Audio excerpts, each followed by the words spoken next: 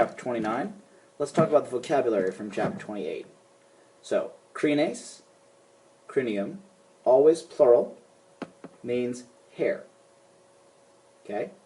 One English derivative we get from this is crinoline, which Wikipedia tells me is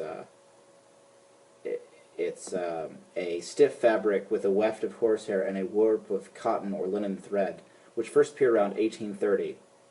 So, really interesting. Yeah, I don't know anything about crinoline, so I'm going to apologize. If you do know what crinoline is, I'm sorry. Speculum. I know what a speculum is. A speculum is a mirror, and there is, in fact, a medical device used today also called a speculum. Our English derivatives that come from speculum are words like speculate and speculator, right? And obviously use a mirror to look at things. So when you look at things in the mirror, you also are using the verb specto spectare, to look at or to watch. And of course, spectator comes from that same stem, that spec, to look. Negligenter, which we know is an adverb because that ter means carelessly. English derivatives, neglect, neglected, or negligent. Negligent or negligently definitely are the most direct derivatives of this word. And if you say it out loud, you should know what it means immediately, provided you remember your TERs and your E rule. Vexatus, meaning annoyed. English derivative, vex or vexed.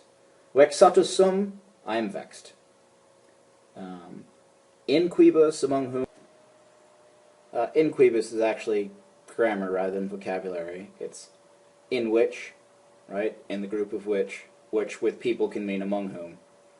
But don't worry about that too much, because as long as you understand your relative pronouns properly, then you don't need to memorize that especially.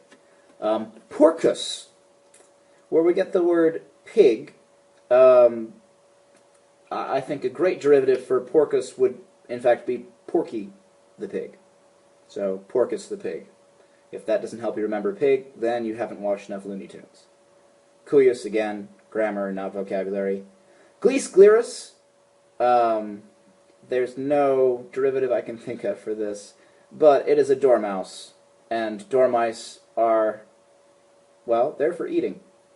And everyone loves candied dormice in ancient Rome. And they are so cute. But we're going to eat them anyway. So if anyone has a good recipe for a dormouse and wants to make it when we come back, let me know. Sella selli, they use it here for sedan chair. It usually just means a regular chair. I'm not sure why they did not use lectica. But I don't have a derivative for sella, unless you're talking about Spanish derivatives, in which case la silla, meaning the chair, is a derivative of sella. Two more words. Pecto, pectore, pexi, pexus.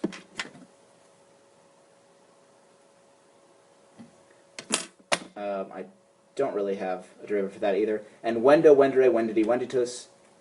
Tons of derivatives for this. The easiest one, because it is the same meaning as the verb, is vend.